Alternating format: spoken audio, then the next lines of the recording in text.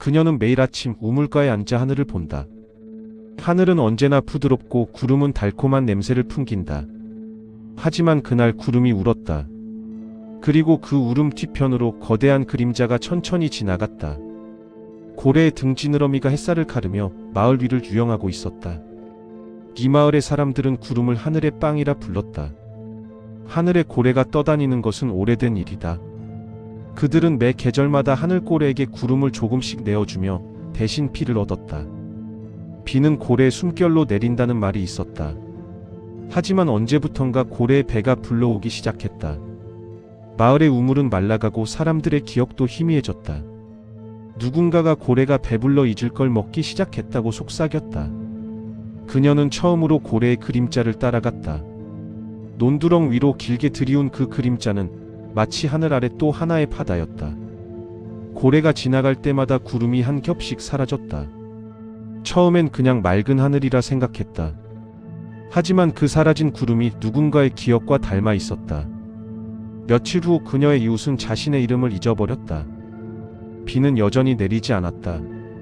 고래가 낮게 울 때마다 사람들은 가슴이 먹먹해졌다. 그녀는 우물가에 남은 마지막 구름을 병에 담았다. 그 구름은 그녀의 어머니가 웃을 때 피어오르던 모양이었다. 그녀는 그걸 들고 절벽 끝으로 갔다. 하늘고래는 이미 머리 위를 지나고 있었다. 그녀는 속삭였다. 이건 먹지마. 그 순간 고래의 눈이 느릿하게 아래를 내려다보았다. 그 안에는 바다도 하늘도 그리고 그녀 자신도 없었다. 오직 기억의 잔향만이 고요하게 부유하고 있었다.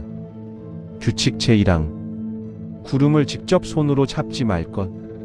하늘에 떠있는 구름이 손에 닿을 만큼 가까이 내려왔다면 그것은 더 이상 구름이 아닙니다. 손으로 잡는 순간 당신의 체온이 그 안에 갇힌 누군가의 기억을 깨우게 되고 그 기억의 주인이 당신을 찾아오기 시작합니다. 손가락 사이로 스며드는 차가운 감촉과 함께 당신은 점점 투명해질 것이며 마침내 당신 자신이 구름의 일부가 되어 하늘을 떠돌게 됩니다. 만약 이미 만졌다면 손을 씻지 마십시오. 물은 기억을 더 선명하게 만들 뿐입니다. 규칙 제2항. 하늘고래가 울 때는 하늘을 올려다보지 말 것. 깊고 낮게 울려 퍼지는 고래의 울음소리가 들린다면 시선을 땅에 고정하십시오. 하늘고래의 눈은 올려다보는 자의 존재를 기억하며 한번 눈이 마주친 사람은 고래의 사냥감으로 표시됩니다. 이후 당신이 보는 모든 하늘에는 거대한 그림자가 따라다니게 되고 어느 순간 그 그림자가 당신을 삼켜버릴 것입니다. 만약 실수로 봤다면 7일간 실내에만 머물러야 합니다. 하늘이 보이는 곳은 어디든 위험합니다. 창문도 거울의 반사도 마찬가지입니다. 규칙 제3항. 사라진 구름의 이름을 부르지 말 것. 모든 구름에는 이름이 있습니다. 하지만 하늘에서 사라진 구름의 이름을 부르는 것은 죽은 자를 소환하는 것과 같습니다. 그 이름은 메아리가 되어 빈 하늘을 떠돌다가 당신의 목소리를 따라 돌아옵니다. 문제는 돌아오는 것이 구름이 아니라 구름에 담겨있던 무언가라는 점입니다. 당신이 부른 이름은 이제 당신의 것이 되며 그 이름을 들을 때마다 당신의 기억 일부가 사라지기 시작합니다. 결국 당신은 자신의 이름조차 잊게 될 것입니다. 규칙 제4항. 구름을 병에 담을 경우 반드시 하루 안에 놓아줄 것. 작은 구름 조각을 병에 담아 보관하는 것은 허용되지만 24시간을 넘겨서는 안 됩니다. 병 속의 구름은 시간이 지날수록 어둡게 변하며 안에서 무언가가 움직이는 것처럼 보이기 시작합니다. 하루를 넘기면 병이 차갑게 식으면서 안개가 새어나오기 시작하고 그 안개를 마신 사람은 천천히 실체를 잃습니다. 병을 열어도 구름은 나오지 않으며 대신 당신이 병 속으로 빨려 들어가게 됩니다. 병 안쪽에는 수많은 손자국이 남아 있습니다. 규칙 제5항. 우물의 표면에 고래의 그림자가 비치면 물을 길어선 안 된다. 우물은 하늘과 연결된 통로입니다. 고래의 그림자가 우물물에 비친다는 것은 하늘고래가 당신의 위치를 정확히 파악했다는 의미입니다. 이때 두레박을 내리면 물이 아닌 공어를 길어 올리게 되며 그 순간 우물에서 거대한 울음소리가 터져나옵니다. 물을 기른 사람은 3일 안에 익사하게 되는데 주변에 물이 없어도 폐에서 바닷물이 발견됩니다. 그림자가 사라질 때까지 우물에서 최소 30m는 떨어져 있으십시오. 그림자는 당신을 지켜보고 있습니다. 규칙 제6항.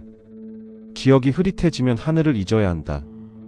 하늘고래와 관련된 기억이 불분명해지기 시작했다면 그것은 당신의 기억이 구름으로 변환되고 있다는 증거입니다. 이 단계에서는 하늘을 바라보는 모든 행위를 중단해야 합니다.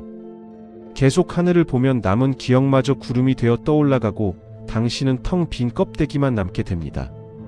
하늘을 완전히 잊고 오직 땅만 보며 생활하십시오. 비가 와도 천둥이 쳐도 절대 위를 올려다보지 마십시오. 당신의 기억은 이미 하늘 어딘가에 떠 있으며 시선이 닿는 순간 영영 돌아오지 못합니다. 규칙 제7항. 비가 내리지 않는 밤엔 노래하지 말 것. 비는 하늘고래의 눈물이자 보호막입니다. 비가 내리지 않는 밤, 특히 구름 한 점 없이 맑은 밤하늘 아래에서 노래를 부르면 그 소리는 곧장 하늘로 올라갑니다. 하늘고래는 노래하는 목소리에 끌리며 당신의 위치를 정확히 파악하게 됩니다. 노래를 부른 다음 날 당신의 목소리는 점점 작아지다가 결국 완전히 사라집니다. 목소리를 잃은 사람들은 하늘을 올려다보며 입을 벌리고 있는 모습으로 발견되곤 합니다. 비 오는 밤에만 조용히 흥얼거리십시오. 규칙 제8항. 구름이 사라진 방향으로 걸어가지 말 것. 구름이 바람에 흩어져 사라지는 것이 아니라 특정 방향으로 빠르게 이동하며 사라졌다면 그쪽으로 가지 마십시오. 그 방향에는 구름의 무덤이 있으며 모든 사라진 구름과 그 안에 담긴 기억들이 모여있는 곳입니다. 그곳에 발을 들이는 순간 당신은 수천, 수만 개의 기억에 압도당하며 자신이 누구인지조차 알 수 없게 됩니다. 그곳에서 나온 사람은 아무도 없습니다. 만약 당신이 계속 같은 방향으로 구름이 사라지는 것을 목격한다면 즉시 그 반대 방향으로 이동하십시오. 규칙 제9항. 고래 입이 열릴 때 이름을 생각하지 말 것. 하늘고래가 거대한 입을 벌리는 순간을 목격했다면 그 즉시 모든 생각을 멈추십시오. 특히 누군가의 이름이나 당신 자신의 이름을 떠올려서는 안 됩니다. 고래가 입을 벌릴 때 발생하는 흡인력은 물질이 아닌 존재의 이름을 빨아들입니다. 이름을 생각한 사람은 그 이름과 함께 고래에게 삼켜지며 세상에서 그 존재에 대한 모든 기록이 서서히 지워지기 시작합니다. 사진에서 얼굴이 흐려지고 문서에서 이름이 사라지며 사람들의 기억에서도 점차 잊혀집니다. 규칙 제10항. 마지막 구름이 남았을 때 그건 누구의 기억인지 묻지 말 것. 하늘에 단 하나의 구름만 남았을 때 그것은 누군가의 마지막 기억이 응축된 것입니다. 그 주인이 누구인지 궁금해하거나 물어보는 순간 그 질문에 대한 답은 당신의 내면에서 찾아지게 됩니다. 결국 그 마지막 구름은 당신의 기억이었다는 것을 깨닫게 되고 그 순간 당신은 이미 구름이 되어 하늘을 떠돌고 있을 것입니다. 마지막 구름을 보거든 그냥 지나치십시오. 호기심은 존재를 대가로 치러야 합니다. 돌아볼 수 없는 곳으로 가고 싶지 않다면 절대 묻지 마십시오. 최종 경고사항 안내드리도록 하겠습니다. 위 규칙들은 하늘고래와 구름의 세계에 발을 들인 자들이 스스로를 보호하기 위해 남긴 마지막 기록입니다. 이 규칙을 읽었다는 것 자체가 이미 당신이 그 세계의 경계에 서 있다는 의미입니다. 규칙을 어긴 자들의 결말은 단 하나, 하늘 어딘가에서 구름이 되어 떠돌거나 하늘고래의 뱃속에서 영원히 잊혀지는 것 뿐입니다. 기억하십시오. 하늘은 아름답지만 동시에 잔혹합니다. 구름은 단순한 수증기가 아니며 하늘고래는 신화 속 존재가 아닙니다. 이 모든 것은 지금 이 순간에도 당신의 머리 위에서 일어나고 있습니다. 만약 당신이 최근 이상한 구름을 봤거나 이유 없이 기억이 흐릿해지거나 밤하늘에서 고래의 울음소리를 들었다면 이미 늦었을 수도 있습니다. 하지만 아직 희망은 있습니다. 규칙을 철저히 지키고 하늘을 함부로 바라보지 마십시오. 당신의 이름이 구름이 되기 전에